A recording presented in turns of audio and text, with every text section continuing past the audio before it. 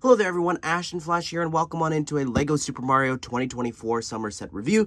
Today we're looking at set number 71435. This is the Battle with Roy at Peach's Castle set. This set is going to be retailing for $64.99 USD or $84.99 Canadian, and that is a very small price to pay in regards to finally getting the last Koopaling that we needed here. Roy was the last one. This is it. Finally, we've gotten every single Koopaling in all of the different Mario sets, so I'm very happy about this. I think that getting another Peach's Castle here, a smaller version, I think is pretty great. And it also ties into just each of the new starter courses and interactive characters. They all have their own sort of set. So this one is specifically geared towards lining up with Peach. So let's go ahead and let's take a closer look at this set. So here it is built. I am never going to really say, you know what, I don't want another Peach's Castle. I think that this is just such an iconic part of all the games and different things. And, you know, there's a different design in different games. So I don't even mind that we got this. It is 2 years later. It is a smaller, more compact version, I would say. You'll see that there's actually quite a lot that you could do to customize it a little bit, the shape of it and size of it. But character-wise, I think we could have had another Toad or something, but let's take a look at the set. All right, so I want to start with just taking a general overview of the castle. I think it looks really great. The least favorite part for me is the hinges there. There's just a really big gap that I wish could have been covered up or something, maybe with some slopes there, just to hide that a little bit better, because it does look like it's sort of separated.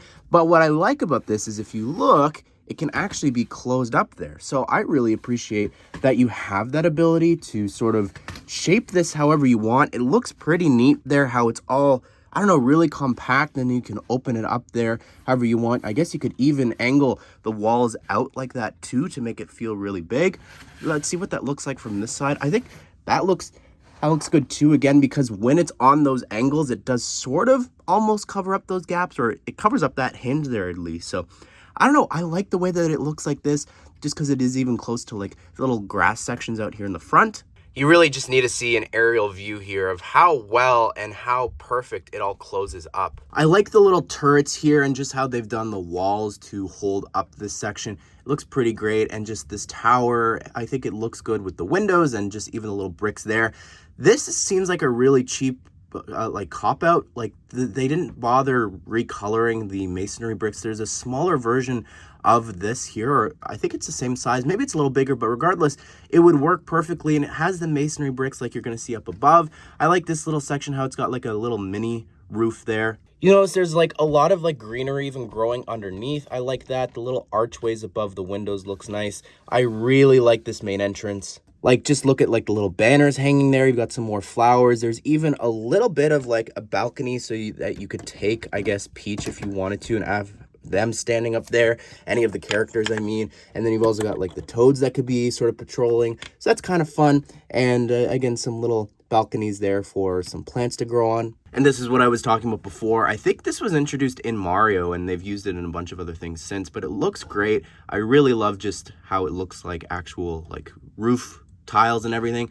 You've also got all the flags. I didn't point that out, but they all should be facing the same way because they're blowing in the wind. You have a new stained glass window design there for Peach. She's got like a tree and different things in the back, so that's kind of nice, but it is very simple and smaller than the one that we got before. Again, the bricks look great. I love the little turret like divisions there. Looks great. You've got some tan masonry bricks there in the back. Now this turret has a special feature here. It's got this catapult on the other side, and I think it's important to talk about it now since, you know, when Roy's attacking, this is sort of a defense.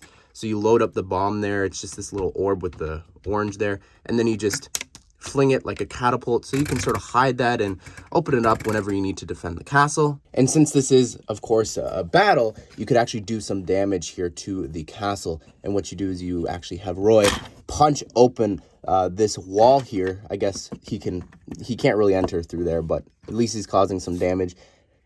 And you'll see what's on the other side when we look inside.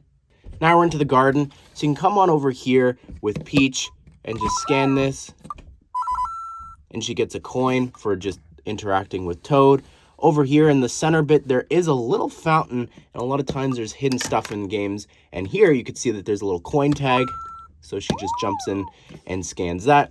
Over here on this section, you've got just two little trees, which I feel like are really too big for this, and it's covering up some of the stuff in the back. So I don't know, could have been something else maybe, but I do like how sturdy this is. By the way, I could lift the whole thing and it's not falling apart. That is very rare for Mario, so that's a very good connection point there that they've got even for all of this. I'm very happy about that. I can't tell you how many times I've built the set, moved it, and then it just collapses on me.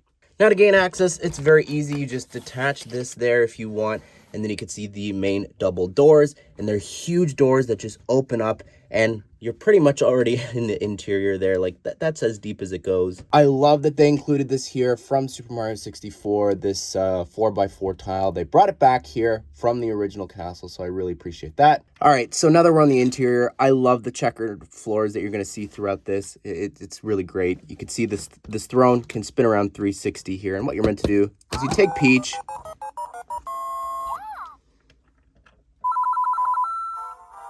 and it'll play the castle music. And I just think that's so peaceful and tranquil and sets the tone for everything here. I really love that a lot. The minute you take her off, it does stop, unfortunately. So that would be nice if it kept going. You can see the other side of the windows. I don't know if that looks the greatest there, but okay. Come over here. We've got a little piano. So let's see what happens. Oh.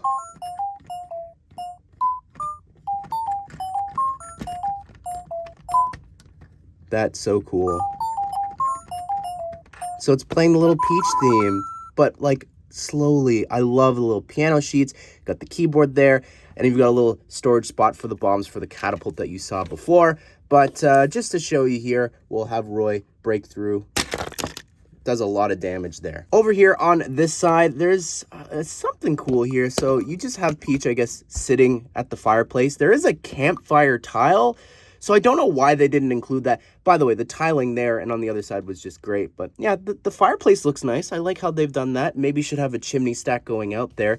But you do have this little bookshelf with some more masonry bricks and everything. I like the book designs, but it's really cool. So what you do is you take Peach, and you hit that little orb, and it knocks out the tower. There's nothing on the other side of this tower, but that does reveal, if you look on top, a star, which is so cool. Now, it's not a star for you to collect.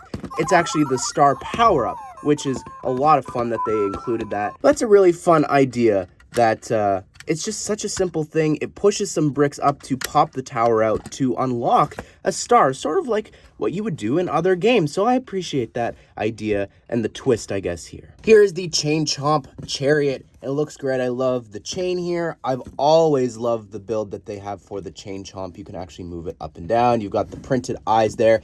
It looks really, really cool. Obviously could be a lot bigger, but still, I think it looks great. It works really well. You can pull on there and pull Roy across. You've got these pieces underneath to help that slide easily. I like the little points there, and yeah, it's really great to knock Roy out, or you just, of course, detach the little handles there. You can actually have one of the characters jump on top of this tag, and what that does, of course, is if it locks on, she got dizzy, but all right, let's try again here. She doesn't get any coins?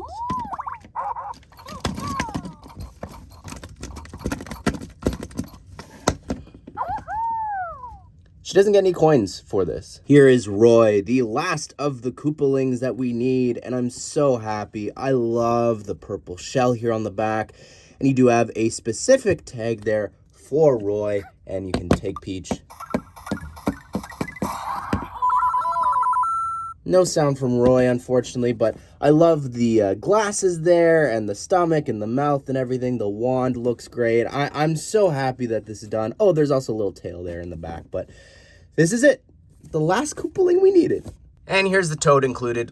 Literally the Toad we've been getting, I think, since Wave 1. And I think that's pretty disappointing. I think that this could have had a different expression or something interesting here for sure to give this a little bit more of value. All right, so we're gonna play through the course, and I do want to point something out that in the other Peach's Castle set, it had a custom starter pipe for her that had a little symbol, but also a special tag that played the Peach's Castle music. So that would have been really great to get back here, I think. But unfortunately now that's locked behind there, and you just have to use a regular starter pipe, I guess.